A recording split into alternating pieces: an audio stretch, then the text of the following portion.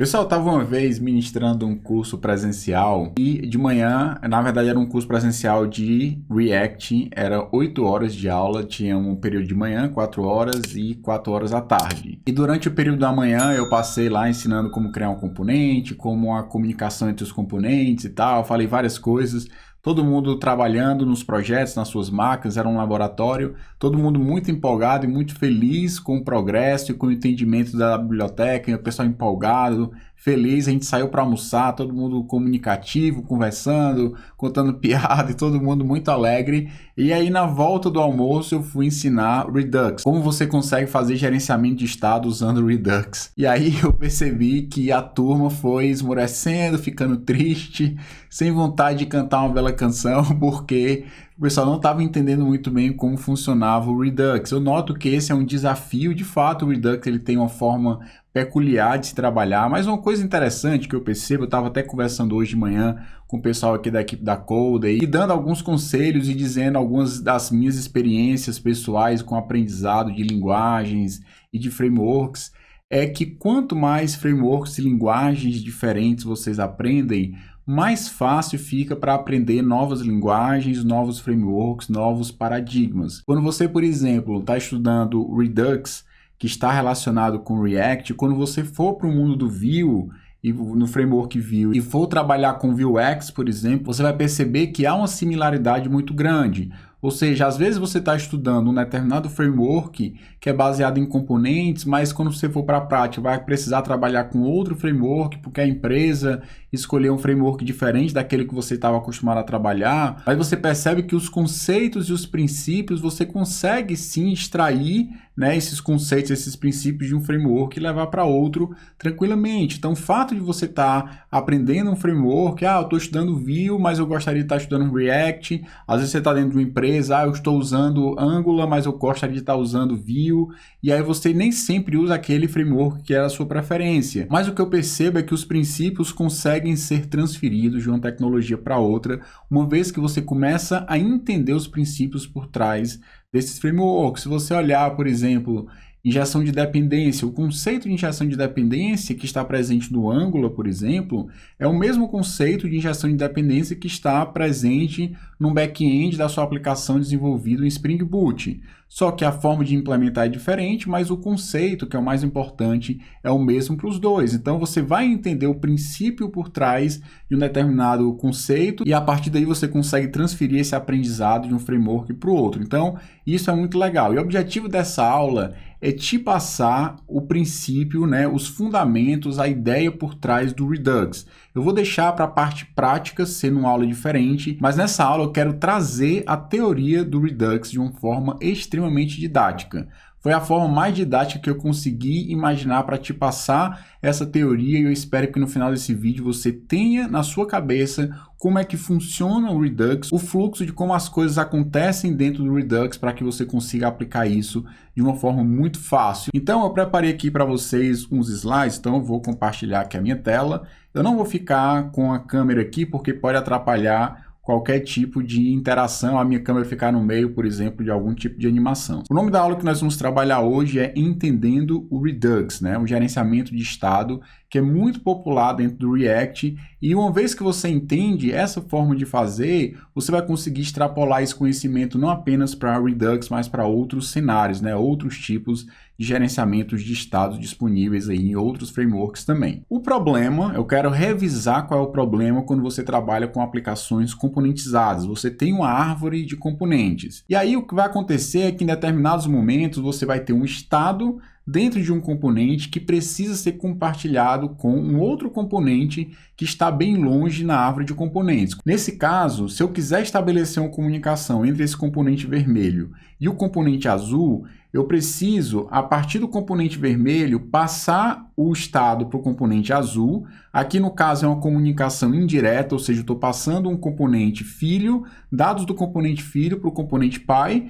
Provavelmente o componente pai passou uma função e aconteceu alguma coisa que essa função foi chamada devolvendo um dado para o componente pai. Já do azul para o vermelho é uma comunicação direta, ou seja, de um pai para o filho, já que o pai tem uma referência para o filho. A mesma coisa do vermelho para o último azul é uma comunicação direta, já que o componente vermelho tem uma referência para o componente azul. Nesse caso, a gente está trocando dois componentes, um componente que tem os dados, passando para o componente que quer os dados, para vários componentes estarem envolvidos nessa comunicação. Então, o componente vermelho está envolvido, o componente azul lá em cima da minha aplicação também está envolvido, o componente vermelho e o outro componente azul, ou seja, 4 componentes estão envolvidos nessa comunicação no lugar de ter apenas 2 componentes envolvidos, que é a origem do dado e quem está interessado em consumir esse dado. Isso aqui é apenas um cenário. Imagine se você tivesse diversos cenários diferentes, tivesse uma árvore de componentes mais complexa, vários dados precisando ser trocados entre os componentes, como isso rapidamente iria ficar inviável. Uma das coisas que eu quero trabalhar com vocês aqui é o fato de que a gente vai ter um estado externalizado. O Redux é uma solução de gerenciamento de estado da sua aplicação. E a gente vai entender isso muito bem ao decorrer dos slides, mas a ideia é, em vez de você ter um estado dentro do componente, você tem um estado externo ao componente e a partir daí um determinado componente é capaz de alterar um estado. Uma vez esse estado sendo alterado, quem usa esse estado vai conseguir ser notificado quando o estado for alterado. Então, qualquer componente tem acesso a esse estado compartilhado e qualquer componente pode ser notificado quando um estado é modificado. Isso não quer dizer que você pode eventualmente querer ter um estado dentro de um componente, uma vez que esse estado não interessa a aplicação inteira.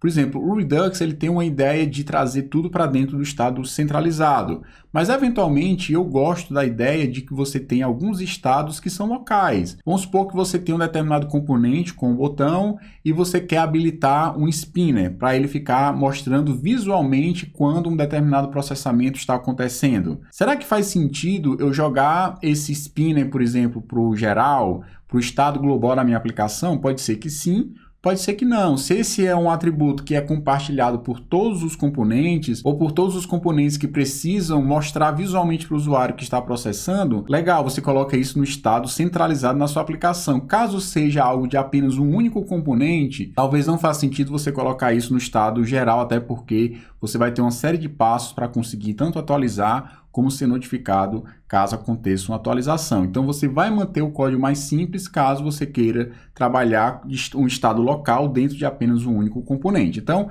eu acredito que é possível que você tenha, sim, ainda estado dentro de componentes, uma vez que aquele estado não precisa ser compartilhado com sua aplicação inteira. Mas alguns estados realmente precisam ser compartilhados. Por exemplo, você tem uma aplicação de um e-commerce, e aí em algum ponto o usuário vai lá e adiciona um determinado produto no carrinho, ou seja, você vai adicionar um produto em um determinado componente, isso vai gerar impacto em outros componentes, como o componente do carrinho, um componente que representa quantos itens estão no carrinho, você vai ter um componente que vai mostrar a lista dos produtos, você vai ter um componente de pedido, quando você for fazer um pedido, que vai pegar essa mesma lista. Então, são vários componentes que usam a lista de produtos no carrinho e faz total sentido que você coloque esses dados compartilhados. Um outro exemplo é o usuário que está autenticado. Você eventualmente vai querer ter em vários componentes usar o usuário autenticado para definir, por exemplo, se vai mostrar um determinado trecho de componente ou não. Se o usuário for um administrador, mostra determinados menus. Se ele não for administrador, mostra outro. Então, também é um tipo de exemplo que você eventualmente vai querer compartilhar no estado que é separado, um estado único da sua aplicação, e esse estado é compartilhado entre os componentes. Eu coloquei apenas 2 setas, mas você poderia ter várias setas acessando o estado e gerando impacto em outros componentes. Então, vamos lá primeiro entender uma visão geral do fluxo, para depois eu dar um nome a cada um desses passos. Eu vou trabalhar com nomes genéricos, tipo função, objeto, e depois a gente vai colocando os nomes que são usados dentro do framework. Então, você tem a sua User Interface na versão 1. E associado a essa User Interface na versão 1, você tem um estado, um objeto que representa o estado da sua aplicação. Esse é um objeto como qualquer outro objeto JavaScript, que tem chave e valor. Você tem um atributo 1 que tem um determinado array, você tem um atributo 2 que tem um objeto associado, você tem um atributo 3 que tem uma string associada. Então você tem chave, valor. E aí você pode ter, por exemplo, o atributo 1 ser um array de produtos, o atributo 2 ser um objeto que representa o usuário autenticado, com o e-mail do usuário, com o token que o usuário pegou lá do back-end, com as permissões do usuário, os perfis do usuário, qual foi a data que o usuário se logou e outras informações relacionadas ao usuário. Então você pode ter, cada um desses atributos são dados que você está colocando no seu estado compartilhado da sua aplicação. Esse estado é o estado que é gerenciado pelo Redux, tá bom? Então é um objeto como qualquer outro objeto do JavaScript. E a sua interface gráfica, ela é em função do estado. O estado alterando, a sua interface gráfica vai alterar em resposta àquele estado. Então é importante você entender que há essa relação entre o estado e a interface gráfica, uma vez que a interface gráfica representa um determinado estado em um determinado momento. Então vamos lá. Aí acontece um evento, o usuário vai lá e clica na tela em um botão, por exemplo, para fazer algum tipo de evento. Uma vez que esse clique é executado, vai ter um evento de clique e você vai chamar uma função que representa uma determinada lógica. E essa função, eu coloquei até esse círculo branco para representar que ali é um parâmetro que eu estou passando para essa função. É uma função JavaScript normal que vai receber quantos parâmetros você queira. E aí, vamos supor que esse círculo branco representa os dados de um formulário, por exemplo, tá? Eu quero obter a lista de produtos baseado em um formulário que tem os filtros. Produtos que têm um preço maior ou menor do que esse, produtos que estão em promoção, produtos com o nome da categoria informática. Você vai definir lá um formulário com os dados e passa esses dados para a lógica. E essa função vai ser responsável por implementar a lógica necessária, por exemplo, para obter a lista de produtos. Então, eu chamei de função, daqui a pouco a gente vai colocar os nomes dentro do framework Redux. Então, aconteceu um evento, alguém clicou no botão, ele pegou os dados, passou para a lógica e chamou uma função com essa lógica. O resultado dessa função vai ser um objeto que representa os dados. Então, eu chamei uma lógica e essa lógica vai me retornar um objeto, nada mais natural, nada mais trivial do que acontece isso em JavaScript o tempo todo. Você chama uma função, passando parâmetros para ela, ela executa uma lógica e te retorna alguma coisa. Que no caso ele retornou os dados. Por exemplo, pode ser a lista dos produtos baseada em determinado filtro que você passou como dados para essa lógica. Uma vez que esse objeto chegou, ele pode passar, não necessariamente ele vai passar por padrão, não tem nenhum middleware configurado, você pode configurar processamentos para esses dados, tá certo? Então, que é um conjunto de middlewares que você pode colocar dentro do ciclo de vida do Redux. Por mais que eu não esteja falando nenhum nome específico do Redux, isso que eu estou mostrando aqui é uma visão geral do fluxo que acontece no Redux, tá? Ele passa por esses middlewares, que depois eu posso explicar um pouco mais, mas o foco da aula não é tanto relacionado aos middlewares. E aí, depois que ele passa por esses processamentos, ele vai para um processo chamado dispatch. Dispatch quer dizer despachar. Ele vai despachar esse objeto vermelhinho aí, que representa os dados, para várias funções, tá? E o que quer dizer essas funções fn atributo 1, fn atributo 2 e fn atributo 3? Essas funções estão diretamente relacionadas com o atributo 1, o atributo 2 e o atributo 3. No meu caso aqui, o estado ele tem apenas 3 atributos. Se o meu estado da minha aplicação tivesse 30 atributos, eu teria 30 funções, uma função para cada atributo. E o objetivo dessa função, qual é a responsabilidade dela? Gerar a nova versão do estado. Ou seja, sempre que um evento acontece, você vai chamar uma lógica e essa lógica vai gerar um objeto. Uma vez esse objeto gerado, ele vai passar por uma sequência de middlers, pode passar ou não, só se você configurar, pode ter apenas um único middle, pode ter 2, pode ter 3, quantos forem necessários. E aí ele passou por esses middlers e foi feito um processo de despachar esse objeto vermelhinho que foi gerado aí como resposta da função. Esse objeto ele é despachado para cada uma das funções, fn atributo 1, fn atributo 2 e fn atributo 3. E essas funções são responsáveis por, a partir desse objeto de dados que foi gerado, gerar a nova versão do estado. Então, deixa eu tirar essas setas aqui do meio e eu quero mostrar para vocês uma coisa importante aqui, ó.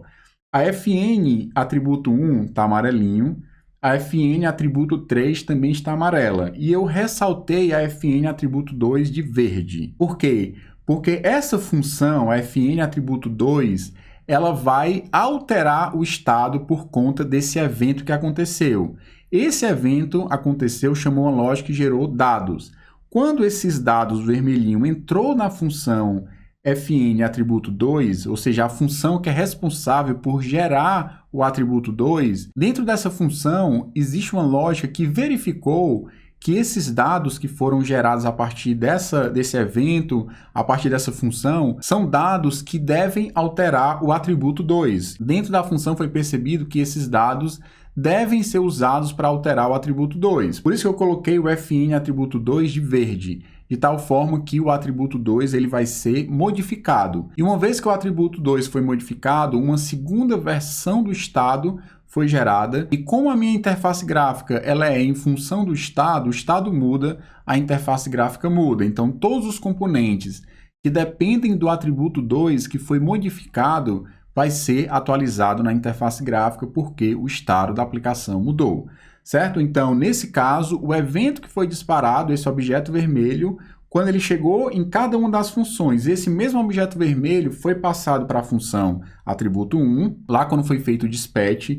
O mesmo objeto vermelho foi passado para a função atributo 2 e esse mesmo objeto foi passado para fn atributo 3. De tal forma que dentro da função fn atributo 1, ele viu esse objeto chegando, viu que era de determinado tipo e disse, não estou interessado em mexer no estado do atributo 1 por conta desse evento, então não vou fazer nada. Retorna o próprio atributo 1. Na função fn atributo 3, ele também recebeu esse mesmo objeto, olhou o objeto internamente, viu que não interessava fazer nenhum tipo de alteração no atributo 3 por conta desse objeto e simplesmente retornou o mesmo atributo 3 da versão 1 do estado. Só que no atributo 2, ou seja, a função que mexe no atributo 2, percebeu que esse objeto gera impacto, ou seja, esse evento que aconteceu lá no clique, passou pela lógica e retornou esse objeto gera impacto no atributo 2. Vamos imaginar que o atributo 2 seja o produto selecionado atual, o produto em destaque do seu site, qualquer coisa do tipo. E o atributo 2 seja exatamente o produto em destaque anterior. Se ele percebeu dentro da função atributo 2 que precisa alterar o produto em destaque porque o usuário clicou para alterar o produto em destaque, ele vai lá e altera e gera uma segunda versão. De novo, aconteceu um outro clique, um evento, o JavaScript foi gerado, foi chamado uma lógica, passando aí como parâmetro para essa função que eu representei com um círculo branco. Você pode simplesmente não passar parâmetro nenhum, não tem problema. E aí foi gerado um outro objeto, foi passado aqui pelos midras, que eu vou já falar um pouquinho mais sobre isso, foi feito um dispatch. Só que esse evento agora foi notado que apenas a função atributo 1 gerou uma nova versão do atributo 1 em resposta a esse evento. Tanto a função atributo 2 como a função atributo 3 já não estavam interessados nesse evento aqui vermelho. Embora eu coloquei o mesmo ciclo, imagine que esse clique foi num botão completamente diferente, que ele chamou uma lógica completamente diferente, que ele gerou dados completamente diferentes, e esses dados que estão representados aí por esse objeto vermelho, foi feito um dispatch, passando esses dados para cada uma das funções, e apenas uma função retornou um atributo diferente. Significa que uma vez que fn atributo 1 gerou um dado diferente, em resposta dessa função, um novo estado foi gerado, agora o estado 3 e o atributo 1 modificado. O atributo 2 e o atributo 3 continuam exatamente a mesma versão anterior, ou seja, a versão 2. Sempre que permanece a mesma versão, eu vou deixando amarelinho aí só para ficar registrado. Vamos supor que aconteceu um outro clique em uma outra tela, gerou um evento que chamou uma outra lógica, que disparou um objeto, ele passou pelos midras, no final ele fez um dispatch, só que nenhuma função gerou uma nova versão dos atributos, gerou exatamente a mesma coisa. O que é que vai acontecer? Não será criado um novo estado, porque nada mudou, e a sua interface continuará exatamente a mesma, já que a interface gráfica é em função do estado da sua aplicação. certo? Nem toda interface gráfica, nem todo componente vai depender do estado, mas aqueles componentes que dependem do estado, eles serão atualizados sempre que o estado altera. E a última interação, que aqui eu vou usar para explicar um pouquinho do Middle, né? Não vai fazer diferença nenhuma em termos de interação aqui, vai ser exatamente a mesma sequência, um evento, chamou uma lógica passando alguns dados como parâmetros ou não, gerou um objeto, passou pelo Middle e aqui no caso eu alterei o atributo 3, ou seja, alterando o atributo 3, ele gera a quarta versão do estado, com o atributo 3 alterado, e uma nova versão da interface gráfica é criada em resposta à mudança do estado. Pessoal, uma coisa, eu vou dar aqui só um exemplo, tá? Eu não quero focar muito nessa questão do middleware, mas um exemplo que você pode ter de um uso de middleware importante dentro do Redux, eu vou falar mais na frente, que essa função aí que está em rosa, certo? No segundo passo tem um clique, né? Um evento verde, e essa função fn, ela tem que gerar esse objeto vermelho de forma síncrona. Ou seja, você chama a função e ela tem que logo na sequência gerar esse objeto vermelho de forma síncrona. Não pode ter assincronismo aqui. Mas se você dentro desse objeto vermelho colocar, por exemplo, uma promise, ou seja, algo que será respondido no futuro, Léo, não sei o que é promise. Não se preocupa, então esquece um pouquinho do que eu estou falando nesse momento aqui, tá? Mas se essa função retornar uma promessa, algo que vai ser resolvido no futuro, você pode colocar um middleware para que ele espere essa promessa ser resolvida para só então ele passar para o dispatch. Então, se você precisa lidar com assincronismo, que é algo extremamente comum em JavaScript, qualquer coisa que você eventualmente vá chamar o back-end da sua aplicação, você vai ter que esperar essa resposta no futuro, ou a partir de uma chamada de uma callback, ou a partir de uma promise, ou a partir de async await. Então, se você lida com assincronismo, você vai sim querer colocar um middle ou usar algum tipo de middle para te ajudar no processo de esperar a resolução desse middle até você estar pronto para fazer o dispatch. Quando é feito o dispatch, os dados que eventualmente tenham vindo lá do back-end já precisam estar prontos. Então, esse é o papel do middle, você fazer algum tipo de processamento entre esse objeto vermelho que foi gerado e o dispatch que vai pegar esse objeto e passar para cada função responsável por gerar os atributos do estado. Se você tiver 500 atributos no seu estado, você vai ter 500 funções, uma função responsável por gerar cada um dos atributos. Agora, nós vamos colocar os nomes para cada um desses dados, lógica, certo? Primeiro, os dados eu vou substituir pelo nome action. Uma action é um objeto que tem pelo menos um atributo e o nome desse atributo é type, ou seja, o tipo da action. Lembra que a gente fez um clique e gerou um evento? Esse evento que você gerou, que vai disparar uma lógica, essa lógica vai gerar um objeto que é conhecido dentro do Redux, na nomenclatura do Redux, como action. E essa lógica eu vou substituir e o nome dela vai ser Action Creator. Nada mais natural do que uma função que cria uma action, que retorna uma action, ser chamada de Action Creator.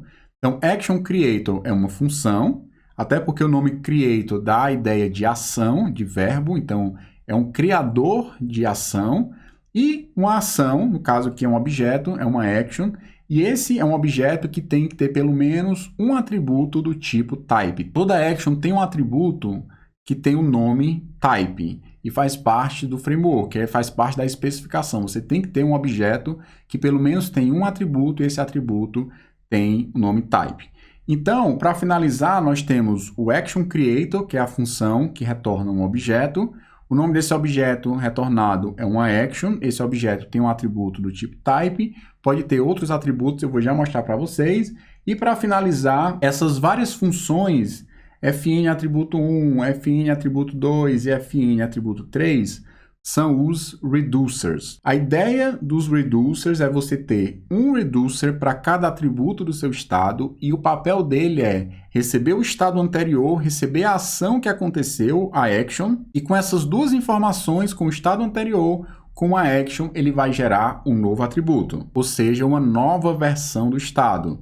Dentro dos reducers, você vai ter a action e você vai ter dentro da action um atributo type. E é possível que dentro de uma função dessa você olhe, se a action.type for igual a esse, aí sim eu altero o meu objeto. Se não for, eu não estou interessado em alterar. Por isso que mesmo você passando uma action para dentro dessas funções do reducer, nem sempre ela gerou uma nova versão do estado.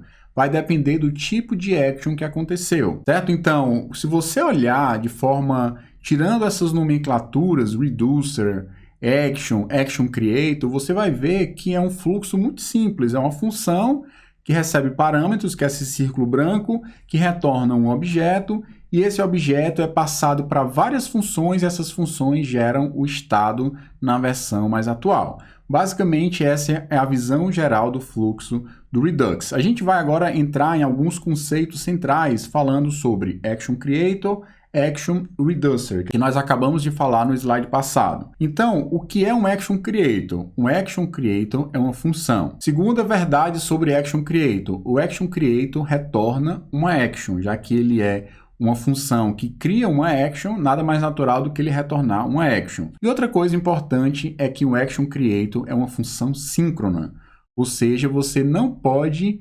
retornar uma promise do Action Creator. Você pode retornar um objeto, que dentro desse objeto vai ter uma promise. São duas coisas diferentes. Uma coisa é você retornar um objeto que dentro dele tem uma promise, outra coisa é você retornar uma promise como resposta do Action Creator.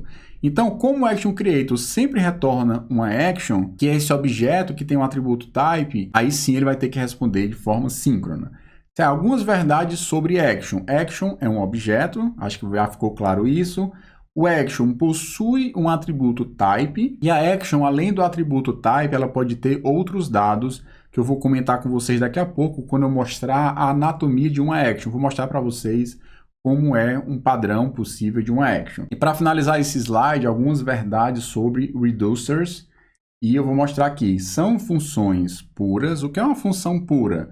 Função pura é uma função que não gera efeito colateral. É uma função que sempre que você passar um determinado parâmetro para essa função, ela vai sempre retornar exatamente a mesma resposta. Por quê? Porque essa função ela não pega nenhuma informação externa à função e ela não gera nenhuma alteração externa à função. Você passa parâmetros e ela retorna parâmetros, certo? E você não altera os parâmetros que foram passados. Você vai gerar novas versões desses parâmetros. Então, se você recebe no reducer o estado anterior, você não vai alterar o estado anterior, você vai gerar um novo estado como uma evolução do estado anterior. Por exemplo, você recebeu um objeto, você não vai pegar esse objeto e alterar os valores internos dele, você vai gerar um clone desse objeto e a partir daí você acrescenta novas informações, altera aquilo que precisa ser alterado de tal forma que o parâmetro passado continue exatamente o mesmo e você gerou uma nova versão daquele objeto. Isso tem a ver com princípios da programação funcional que é aplicado também dentro do Redux. Próximo passo, nós vamos falar um pouquinho sobre a anatomia de uma action, certo? A anatomia de uma action, falei para vocês, a action é um objeto que tem que ter o atributo type. E o valor desse atributo type é um string. Essa string pode ser uma string direta, como você pode criar uma constante e atribuir uma string para essa constante e passar a usar essa constante na sua aplicação inteira. Até porque uma string ela está sujeita a erros de digitação. Mas voltando aqui, nós temos um objeto JavaScript normal, chave e valor, que tem uma chave chamada type e o valor é uma string que está dizendo o nome da sua action, o tipo da sua action. Aqui eu coloquei algum evento ocorreu, certo? Separado por underline. E associado também a esse objeto, eu coloquei um atributo chamado payload. Esse é um atributo que 99% dos desenvolvedores que usam Redux usam o nome payload para você colocar dados associados a esse evento. Vamos supor que você quer gerar um evento que vai alterar um número. Você diz que o nome do evento, o tipo do evento é número alterado e o payload, ou seja, o dado associado a esse evento é o número que você acabou de alterar. Como o número era antes, eu não sei, mas o número novo é 12. E você vai usar essa action para alterar o estado da sua aplicação. Imagina que você quer obter a lista de produtos. E aí você acabou de gerar uma action que é lista de produtos chegou, e o payload vai ser o array dos produtos que você acabou de obter. Obrigatoriamente você vai usar o type para definir o tipo da action, esse é um atributo obrigatório, e normalmente você vai ter dados associados a esse evento, e via de regra 99%, se eu pudesse chutar, dos desenvolvedores que usam Redux usam payload para representar os dados associados àquele evento. Aí você pode perguntar, Léo, existem eventos que não têm dados nenhum? Sim, existem eventos que não têm dados nenhum. Por exemplo, você pode ter uma action que é do tipo o usuário saiu e você não tem nenhum tipo de payload associado, ou nenhum tipo de dados associados a essa action. Então, como eu falei para vocês, action é um objeto que tem um atributo type, type é um atributo string.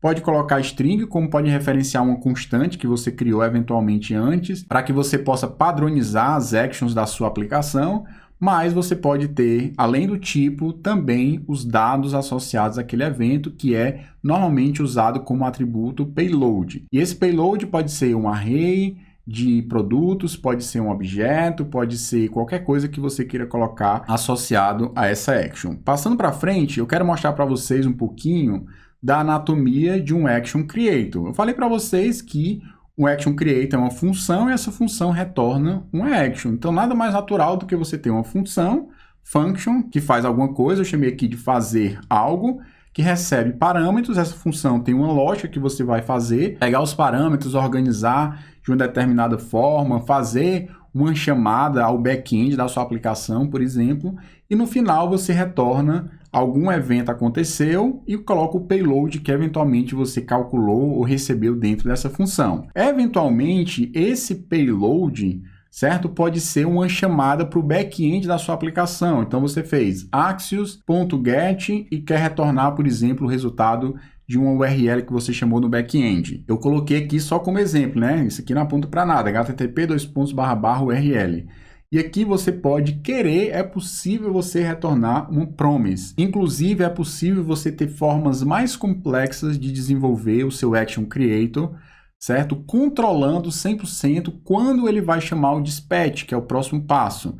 Não vou entrar muito no mérito da questão, mas existem plugins, né, middlewares que você consegue ter esse nível de controle. Ah, Léo, eu preciso, dentro do meu Action Creator, fazer 3 chamadas no back-end, pegar esses dados, fazer uma lógica, só então que eu tiver com a lógica pronta, com essas três respostas do back-end, aí sim é que eu vou chamar o dispatch para mandar para os reducers. Beleza, você tem como fazer isso, mas não é muito foco dessa aula, mas saiba que isso é possível ser feito sim. Aqui um exemplo de Action Creator, inclusive é uma função que retorna uma promise.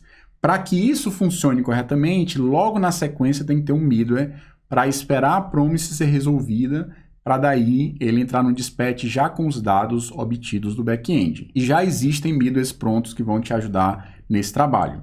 O próximo passo, a gente já falou sobre Action, que é um objeto que tem um type. Já falamos agora de Action Creator, mostrando exemplos.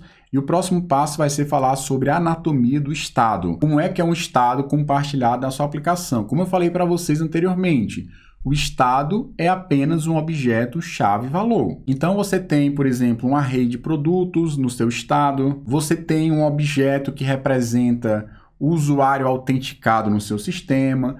Então, aqui eu estou colocando só 2 atributos como representando o estado da sua aplicação, mas você pode ter vários atributos. Você pode ter um determinado atributo quando você entra na tela, ele fica preenchido. Quando você sai dessa tela, você vai lá e remove, colocando, por exemplo, uma lista vazia. Vamos supor que esse array de produtos, ele só fique preenchido quando você está dentro da tela de cadastrar produto.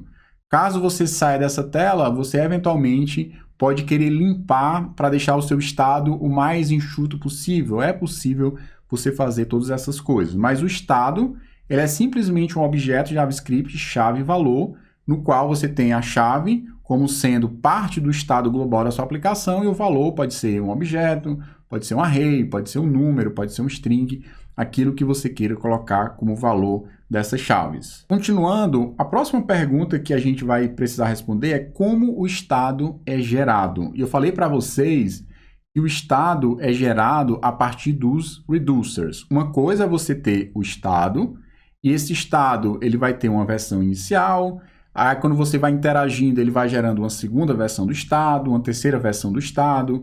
Os produtos pode começar vazio, depois você clica em obter produtos, aí você tem uma lista de 10 produtos, e aí você quer paginar a tabela indo para a segunda página, agora você tem outros produtos diferentes, mais outros 10 produtos, e aí você vai paginando, voltando, faz um filtro, e essa lista vai diminuindo e vai aumentando de acordo com a sua interação na aplicação. Outra coisa é como é que essas novas versões do estado são geradas. Elas são geradas a partir de função. Existe uma função associada a cada um dos atributos do estado da sua aplicação. Você tem uma função que altera o estado produto, você tem uma função que altera o estado autenticação. Aqui, exemplo só de duas chaves dentro do meu estado, mas poderia ter várias, como eu já mencionei anteriormente. Então, evoluindo um pouco mais aqui em detalhe de como são os reducers, essas funções recebem dois parâmetros. Recebe o estado anterior e recebe a ação que aconteceu, a action. Com o estado anterior e com a action, dentro dessa função você vai fazer uma lógica para retornar o próximo estado. Aqui eu não coloquei nenhum comentário dizendo que vai ter uma lógica, mas antes desse return tem que ter alguma lógica para que você faça e retorne o próximo estado, certo? Mas o importante é que você recebe o estado anterior, você recebe a ação e você vai fazer uma lógica para retornar o próximo estado. Essas funções, que são os reducers, são funções puras. Essas funções não acessam o back-end da sua aplicação. Essas funções apenas com o estado anterior e a ação que foi gerada. E note que dentro dessa ação, além de ter o tipo, você tem um payload, você tem dados que podem te ajudar a evoluir, né, que serão essenciais para evoluir para o próximo estado da sua aplicação. Eventualmente, se você gerou uma ação que o tipo dela é produtos obtidos com sucesso, dentro da função de autenticação, provavelmente você não vai querer fazer absolutamente nada com essa ação que tem um tipo chamado produtos obtidos com sucesso. E uma observação que eu acho que eu falei anteriormente, mas está lá para trás, que uma vez que você tem os reducers e uma action acontece, ou seja, não importa que tipo de action aconteceu, essa action é sempre passada para todos os reducers, ou seja, essa action é sempre passada para todas as funções que são responsáveis por gerar cada um dos atributos do estado da sua aplicação gerenciado pelo Redux. Uma outra informação extremamente importante é que esse estado anterior passado para a função produto é diferente do estado anterior passado para a função autenticação. Por quê? Porque é apenas passado como estado anterior para aquela função apenas o estado correspondente a produtos, ou seja, a função associada a produtos vai receber o estado anterior de produtos. E a função associada à autenticação vai receber o estado anterior associado à parte de autenticação. Ou seja, você não recebe o estado anterior inteiro da sua aplicação. Você recebe apenas o estado correspondente àquela função. Se essa função foi responsável por gerar a primeira versão de produtos, essa mesma função vai receber a primeira versão de produtos, mais a ação, e vai ser responsável, se essa ação interessar, ou seja, se o tipo da ação for contemplada dentro da função para gerar nova versão de produtos, vai ser feita uma lógica e a segunda versão de produtos será gerada. Quando a função for chamada novamente, ele vai passar a segunda versão dos produtos, como sendo o estado anterior, vai receber uma nova action, e se essa action for coberto por essa função, vai gerar a terceira versão do produto. Imagina que você está navegando numa tabela paginada. Você está indo para a página 1, página 2, aí você gerou um evento do tipo próxima página de produtos e página anterior de produtos. Quando você gera uma ação chamada próxima página de produtos, com certeza que você já vai receber os dados que representam a próxima página de produtos, e aí você vai ter à sua disposição o estado anterior, que era a página anterior de produtos, com todos os produtos que estavam listados. Você tem a ação, que tem um tipo, sei lá, próxima página de produtos, você está interessado em alterar os produtos baseados nessa ação, você vai pegar o payload, que é a lista dos novos produtos, e altera o estado, gerando o próximo estado. Então, é muito importante entender que pelo menos duas coisas, né? Que qualquer ação vai chamar todas as funções que representam os reducers, e o estado anterior é o estado correspondente apenas o estado que foi gerado por aquela função, e não todo o estado da sua aplicação. Então, continuando, uma coisa que também que vale a pena notar e salientar é o fato de que, via de regra, essas funções estão em arquivos separados. Você vai definir todos os reducers num arquivo para você, tipo assim, agrupar tudo. E normalmente você vai criar um arquivo chamado produtos reducer e lá dentro vai ter a sua função. Aqui já mostrando um pouco mais a nomenclatura como acontece, né? A gente acaba chamando o estado anterior de state, a action, e aí você pode gerar um próximo estado, tá? E aqui você também vai ter um outro arquivo que representa uma função, e por estar em um arquivo separado, você tem que exportar essa função para usar dentro de um arquivo que agrupa todos os reducers. Depois a gente vai ver isso em código mais na frente. E para a gente finalizar essa parte de como o estado é gerado, eu vou mostrar para vocês aqui um exemplo bem simples, né? Você tem aqui um estado que tem uma chave chamada products e tem uma chave chamada autenticação, auth. Você tem uma lista, um array de produtos que tem apenas um único produto, e eu não disse o que é que tem dentro de um produto, coloquei só 3 pontos, não interessa para a gente aqui no exemplo. E na autenticação você tem um objeto com vários atributos relacionados à autenticação do usuário. E acabou de acontecer uma action no seu sistema, ou seja, alguém clicou em algum evento, chamou lá um action creator, né, uma função, essa função gerou essa action. E essa action que tem o tipo add_prod, e dentro do payload dessa action tem um produto novo que está sendo adicionado nessa lista de produtos no meu estado. E nesse momento que uma action ela é disparada, ele vai entrar lá naquele dispatch, ele vai pegar essa action e passar para todos os reducers da minha aplicação. Imaginando que essa action entrou no reducer de autenticação e ele não fez nada, ele acabou retornando o mesmo objeto que ele já tinha, ou seja, não causou diferença nenhuma, eu vou mostrar para vocês o que é que acontece quando ela entra no Product Reducer, mostrando um caso um pouco mais próximo da realidade. Você tem o produto sendo passado para o state, products, apenas products e não meu estado completo, e você tem essa action que tem um tipo e um payload passado como parâmetro para minha action. E o que é que eu vou fazer? Eu quero agora pegar um novo produto e adicionar na lista de produtos. Então, dentro dessa função, eu vou verificar o action.type. Se o action.type for add_prod, significa que eu quero fazer alguma coisa, eu quero evoluir a minha lista de produtos. Se for qualquer outra coisa, ou seja, qualquer outro evento, ele simplesmente retorna o estado atual. Então, eu vou lá e dou um return de state. Mas no caso aqui, o tipo da ação é exatamente o tipo que eu estou interessado, ele vai pegar o estado atual, que eu sei que é uma lista de produtos, ele acabou de retornar, ele vai retornar um novo array. E esse array eu estou pegando o estado atual, que é a lista de produtos atuais, e adicionando dentro dessa lista de produtos o action.payload, que é mais um produto que eu quero adicionar. De tal forma que com o estado na versão 1, a action que foi gerada, passando para o meu Product Reducer, eu vou gerar uma segunda action, um segundo state, agora sim com o meu produto alterado. Nós temos mais um produto que foi adicionado na lista de produtos, uma vez que aconteceu uma action, que eu tinha um estado inicial e agora eu tenho o estado na versão 2. Então, para a gente finalizar com chave de ouro, só para a gente dar uma revisada final aqui no fluxo do Redux, nós temos uma ação dentro da minha interface gráfica, eu tenho a minha UI, User Interface, o usuário vai lá, clica em um determinado botão, esse botão vai chamar o meu Action Creator. Imagine que associado nessa interface gráfica você tenha um formulário com vários dados, você vai querer passar esses dados para dentro do seu Action Creator, e uma vez esses dados chegando no Action Creator, ele é capaz de gerar uma action. E essa action terá o atributo type, obrigatoriamente, e pode ter o atributo payload. Uma vez que essa action é gerada, ela vai ser feita um dispatch. Pode passar por middleware, como pode não passar, dependendo de como estiver configurada a sua aplicação. E aí, uma vez chegando aqui no dispatch, vai ter uma lista de reducers, e esses reducers, cada um deles é responsável por um atributo da sua aplicação. Aqui eu coloquei chave, né? Chave 1, chave 2, imaginando um objeto como chave de valor. E você tem um estado 1, que tem a chave 1, chave 2, chave 3, chave 4, ou seja, um objeto com 4 atributos, e cada um desses atributos apontam para um objeto.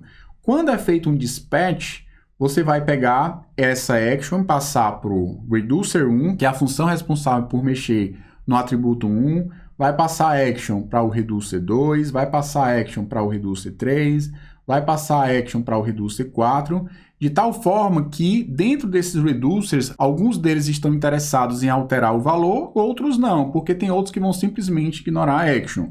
E a gente percebeu que nesse caso, a chave 2 e a chave 3, ou seja, o reducer 2 e o reducer 3, estavam interessados em gerar novas versões do estado.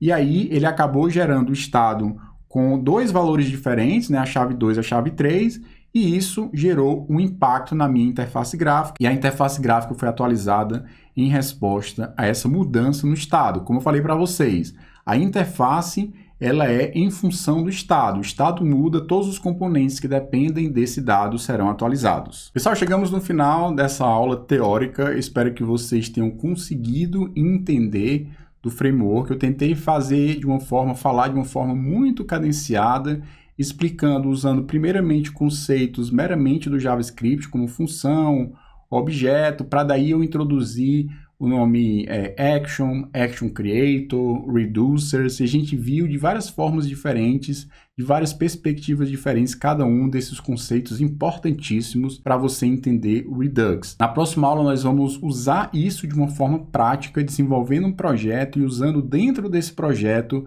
o Redux. Aí sim eu tenho certeza que o conhecimento estará completamente conectado. A partir da teoria e indo para a prática, você vai conseguir pegar isso, colocando na prática, e você vai ter como entender cada um desses conceitos dentro de um projeto real usando React. Então, até a próxima aula.